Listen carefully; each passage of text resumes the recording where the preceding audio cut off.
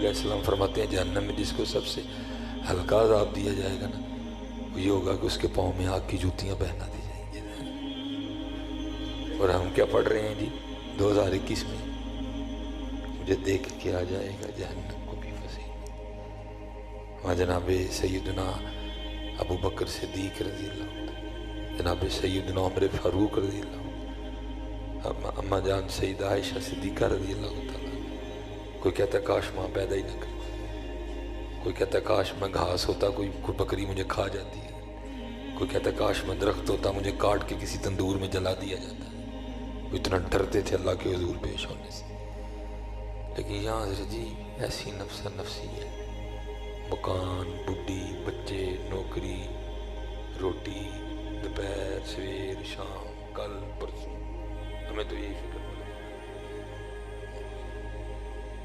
نہ کل تیرا، نہ پرسوں تیرا، نہ دوپہر تیری، نہ شام تیری۔